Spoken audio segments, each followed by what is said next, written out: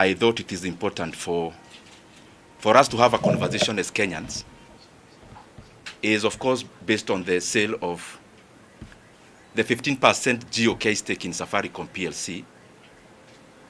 And I have to start by saying that Safaricom is a fantastic company. It has a very fantastic board. The management is impeccable. And the more the reason, it is among the best run companies in Africa. And as a Kenyan, I am very proud of Safaricom because we must keep on tapping the back of the people who are doing great things. And I think Safaricom has been doing a very great job to the economy of Kenya. It is one of the best employers in Kenya. And of course, we know how integral Safaricom is to the Kenyan economy. And therefore, it is important for me to say that I respect the people who run Safaricom, because if you have such kind of people running many companies of that nature, the economy would be great. But of course, my concern, and the biggest concern, the reason and the main reason why I thought it is important for us to have this issue as Kenyans to debate it, is the fact that the sale of GOK stake in Safaricom has been underwhelming. I am a proponent of government divestitures in terms of the government doing as least business as possible. But I don't think there is a Kenyan who can support an underselling of a government asset. Safaricom PLC is the most prized asset that Kenya has. There is no other company that GOK has a stake that is as consequential as Safaricom PLC, based on its worth, its market cap, and of course its stature in the economy. The bigger concern that I have, and we must have as Kenyans, is the fact that the government of Kenya is proposing to sell Safaricom PLC, the 15% stake, at 34 shillings. Kenyans need to know that Safaricom shares were trading at an average of 45 shillings in 2021, valuing Safaricom PLC at 1.8 trillion Kenya shillings in 2021. And of course, that is before Safaricom even invested in Ethiopia, an investment that is actually becoming a very good decision for Safaricom. And what I just want to say is that the people who are on the other side of the table in this negotiation of the sale, and especially the people from the National Treasury, they are either self-interested, incompetent, or both. Because there is no way you can sell a stake of a company as a block with no premium.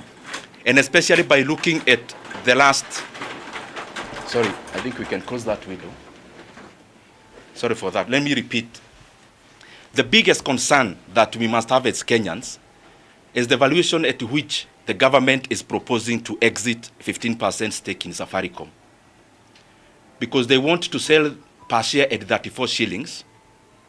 And if you look at the recent past, including last week, Safaricom share touched even 30, past 30 last week.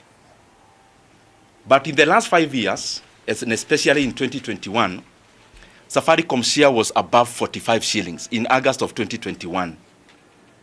And when you are valuing on how to buy or sell a company, you as the seller must get the best deal in terms of the price. But it looks like the people who are representing the people of Kenya in government in this discussion and sale, they actually sided with the buyers. And they decided to sell Safaricom for a song. Because a company that was trading at 45 shillings per share in 2021, the government is unashamedly telling Kenyans that they want to sell the same company at 34 shillings today. Most of the companies listed in the NSC as we talk are selling, and most of them, including banks, are selling past the 2021 levels. But now we want to give a discount based on the 2021 valuation of a 25% discount to the current buyers. And possibly this should be investigated. Why? even after so many companies have been recording even 200% increase, Safaricom share, even with the bullish market, has not matched many of the companies in terms of the rise in share price. Probably there was a deliberate suppression of the share. And what I want to say is that the government is underselling Safaricom, and it is to the detriment of all Kenyans. Secondly, the proposal, because I've been there and I have in some of these discussions before, and especially when Kenya was seeking to get optimal value for the stake. The best thing in terms of the sale of Safaricom was, first of all, to divide Safaricom into 3 companies. Before the sale, you have the telco as Safaricom, you have a tower company, and you have Safaricom Financial Services. Because once you do that divestiture, the sum of the 3 would by all means be bigger in terms of value than the whole that is called Safaricom. And therefore, the government just became quick because of next year's elections to undersell Kenyan assets, because they want they want Kenyans to see that something is being done in terms of development, but the cost is very high today and in the future.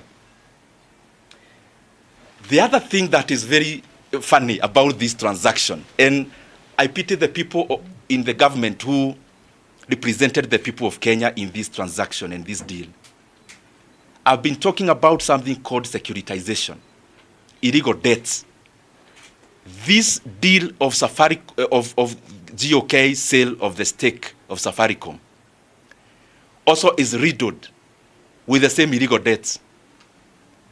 Because beyond the consideration of 34 shillings per share, the government is doing something else that has never been done in the world.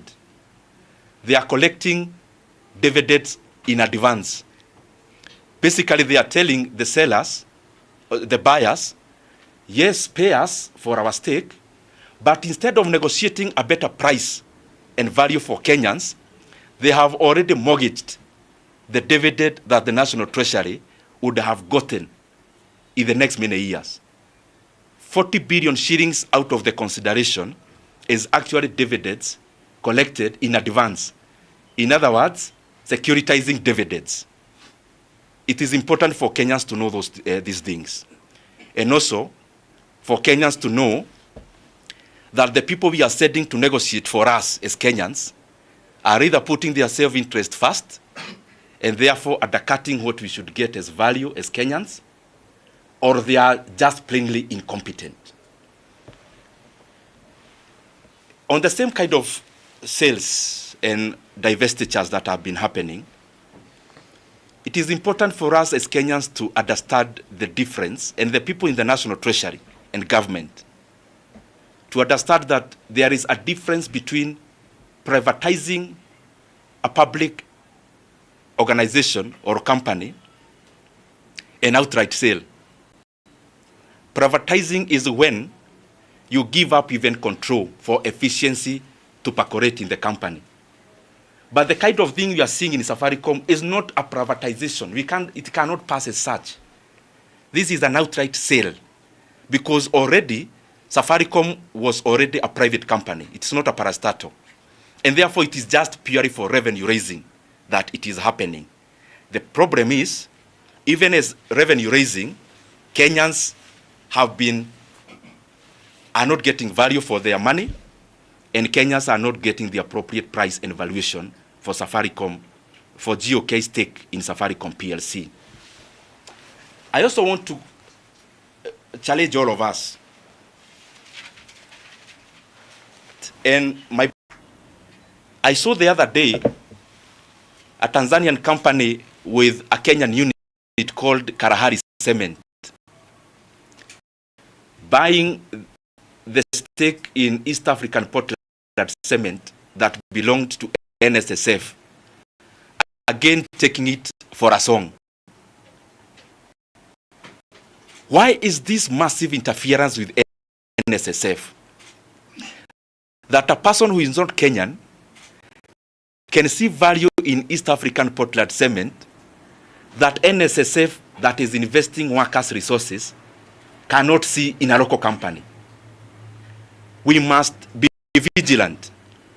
Otherwise, within a very short time, we are all going, because we'll have nothing to hold. Everything will have been toned down in terms of nothing, and you'll have no fallback position.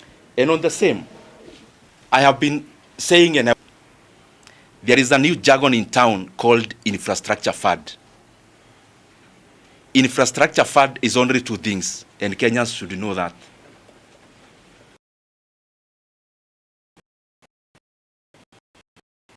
One was sale of Safaricom, which is now Adawi. Number two is more borrowing. So anyone who needs this, just keep everyone talking about it and match with the actions. It is either sale of government assets at a discount, definitely, or more borrowing. And these things are important. And I don't think there is something more important than the economy of Kenya to all of us. Look at it this way. Kenya has already taken a loan using fuel levy. The money you pay for fuel levy has already been collected in advance for the next 7 years, and they want to take another one that will take us for the next 10 years. Meaning, the tax you are going to pay for the next 7 years has been collected today and spent. The unfortunate thing, and especially around that fund, is that local institutions, and especially banks, took part, and especially banks where GOK has a stake or controls. That we are collecting taxes because levy is like tax. The money that was to construct roads for the next 7 years has already been collected as we talk. I don't know whether I'm making sense, because you need to understand that because the government is looking at 2027 and nothing else, they are staking the future of this country in the name of elections. So we want to do everything that Kenyans can see. It doesn't matter whether we are getting into an abyss, and it doesn't matter whether we are going to recover from it. So we have taken fuel levy that was to be collected by Kenya for the next 7 years. That money has already been spent. Secondly, tourism fund has already been securitized or in the process of being securitized. The process has already kicked off. So when you see Bomas of Kenya coming up, that is again an illegal loan, because all this securitization business is illegal. I've been talking about Talanta Fund, and you may wonder why there is no person in government giving a rejoinder. Because if there are no facts, then you should give the facts as the National Treasury. That this year, we borrowed 44.5 billion Kenya shillings,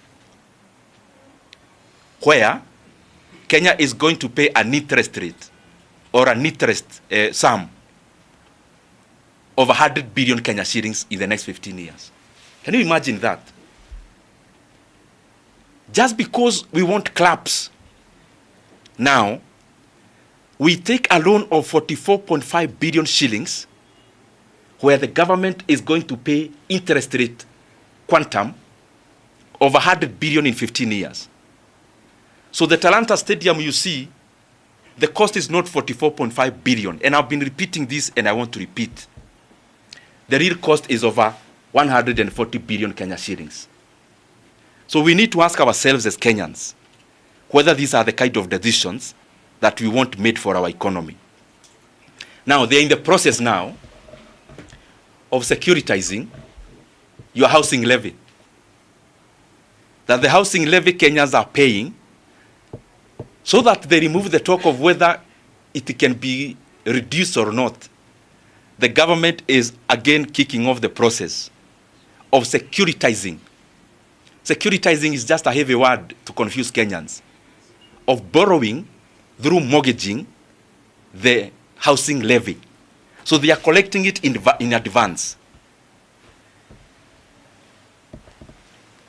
Now, what this is doing to the economy, and it is deliberate, the government is running away from budget. They want to control development in another book called Infrastructure Fund. And I just want to repeat, Infrastructure Fund is only a composition of two things: sale of government assets, including Safaricom, and more borrowing. All the other hurabalo you hear, the bottom line is that. Now, let me interest you something else as I finish. As we talk with you here, Kenya is borrowing 1.25 trillion Kenya shillings in the official book of loans. 1.25 trillion Kenya shillings per year in the official loan book. So Kenya is borrowing 3.5 billion shillings every day, including today. I've borrowed a net of 3.5 billion. And a net here, I mean, I have not included the money the government is borrowing to pay previous loans. That is called refinancing. I have not added. The figure I am giving is purely net debt. To put it into context, President Kibaki in his 10 years, 1.2 trillion Kenya shillings in 10 years. So we are borrowing in 1 year what Kibaki borrowed in 10 years. Important for Kenyans to keep on knowing these things, because this kind of recklessness cannot go for too long. And we have very recent case scenarios. We have Senegal, which is now in red. 2 guys elected very popularly last year, Diomaye Faye and Osman Sonko, themselves hata hawasikizani wenyewe. Because by the time they took over, there were illegal debts like securitization amounting to 13 billion US dollars. Illegal ones, taken off the book. Like Talanta Fund, like securitization, like securitization of dividends, like the government is doing in the sale of Safaricom, and the rest. We can learn from Zambia. We can learn from Sri Lanka that it is a slippery path we are taking our country into. We can learn from Ghana. Ghana was unable to service debts. So what did they do? They called all the government creditors and they told them, if you have lent the government $1 million shillings, either through buying a board or a T-bill, the government called them and told them, we no longer owe you 1 million. We owe you 70% of that. End of story. Can you imagine? So the route we are taking will definitely lead us there. And I'm calling upon the government. Let us not stake Kenyans' future on the general election in a year to come or so. There will be Kenya after 2027. And Kenyans, ask yourself, why is the government, if you collect dividends for the next 5 years, so in the mind of government, there will be no Kenya in the next 5 years or what? When you take fuel levy to be collected in Kenya for the next 7 years to build roads, are you telling us there will be no roads in Kenya to be built? As I come to the conclusion, I have indicated that Kenya is borrowing 1.25 trillion shillings every year. But even the development that we are seeing, including the expansion of Nairobi-Nakuru Highway, we now have had to force NSSF to invest workers' resources in that road, while the government knows for sure it will never break even. Now that we are selling a stake in Safaricom, why can't the government provide that road for free to all the people in the western side of this country? Must we package it as a commercial project? Now that we have another source of the sale of Safaricom stake, why can't the government invest some of this money into a road, and especially Nairobi Mau Summit Road? Why?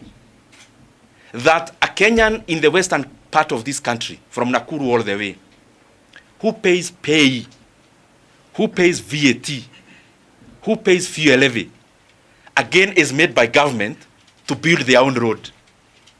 Because paying toll is basically government abdicating its job to provide public goods and telling Kenyans, tumewaletea hawa watu mujisort mujenge nao barabara. That's basically what the government has done in that road. And we are going to keep on talking about this issue, that the people from Nakuru all the way deserve, like any other Kenyan, to use that road for free without tolling. Because we are borrowing every day. We are borrowing both in the book and off the book. We are now selling government stakes. Then why again make Kenyans to pay for the road? I have also heard the drums of every day. They are beaten about the expansion of the road from Pagani, Muthaiga, Kiambu, Duberi. And it has now come up again. I want to request you, my brothers and sisters, go to your own files in terms of the media files, previous ones. And you'll see that you covered the issue of the expansion of that road in 2021 and 2022. If you go to the files, even Google now, you realize that the expansion of Pagani, Muthaiga, Kiambu, Duberi Road was conceptualized and completed in 2022. But the government had to wait until we are near elections to beat the drums. The government should actually be apologizing to the people of Kiambu for delaying the road for 3 years. Because that road was ready to be built in the last 3 years. But of course, the convenience of our politics had to have it delayed. These transactions that are happening in Kenya of late. I saw the other day a Tanzanian company with a Kenyan unit called Karahari. Very lastly, now that we are selling stakes, and I want to tell you for sure, Safaricom PLC, the government is now selling 15%. You can be sure before elections, they will have sold the other stake, some of it. And I cannot actually tell you, some of it they will actually sell to NSSF. Because you don't need to have been inside government for you to learn how the government is thinking. The government is lazy to grow the economy. Because when you grow the economy, it is when you get revenues to support the growth of infrastructure. And since there is no growth in the economy, so we are now looking for shortcuts. And I can tell you for sure, this is just the beginning. They'll divest even from the other stake. Because no one wants to bother. Hakuna mtu anataka kuchoka kufikiria, akifanya maamuzi. Naona Safaricom iko pesa uza. You now hear about selling a stake in KCB, where the government has around 19%. Very soon you'll also hear the same. Very lastly, now that we are selling stakes, and I want to tell you for sure, Safaricom PLC, the government is now selling 15%. You can be sure before elections, they will have sold the other stake, some of it. And I cannot actually tell you, some of it they will actually sell to NSSF. Because you don't need to have been inside government for you to learn how the government is thinking. The government is lazy to grow the economy. Because when you grow the economy, it is when you get revenues to support the growth of infrastructure. And since there is no growth in the economy, so we are now looking for shortcuts. And I can tell you for sure, this is just the beginning. They'll divest even from the other stake. Because no one wants to bother. Hakuna mtu anataka kuchoka kufikiria, akifanya maamuzi. Naona Safaricom iko pesa uza. You now hear about selling a stake in KCB, where the government has around 19%. Very soon you'll also hear the same in the energy sector. And that's not even the problem. The problem is that we are selling these assets for a song. And I want to repeat because I am finishing. There is no way the government can purport to sell Safaricom at a valuation of less than 2.5 trillion. There is no way, other than if there is self-interest or incompetence on the side of government. And I have enumerated again the best way was for the government, first of all, to foster divestiture within Safaricom, create 3 entities, value them separately, and then sell them separately if you have to sell. Very last, we are now on a drive. We are being taken on a rough drive of political messaging. These grand terms you are hearing, infrastructure fund and big money being mentioned, it is to make Kenyans not ask the basic questions. Before we are told about trillions and the rest, can the government first of all do the basics? We are now in December. The government, unless they recede, they have already purported to want to increase school fees for day scholars from January. So on one side, we are thinking about trillions. On the other side, you are abdicating from supporting free basic education. Our JSS brothers and sisters, they require very little money to be confirmed into permanent and pensionable terms. They already had a contract for 1 year to intern in the JSS institutions. But instead of addressing such a small issue, now we are doing political messaging by mentioning billions in infrastructure fund so that Kenyans don't ask us real questions about real issues. It's like when you can go to your home today, Stephen Leto, and you call a baraza of your home,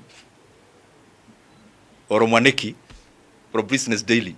You call a baraza at your home, and you tell your kin or your family members that you want to go to the moon, and you are going together with them.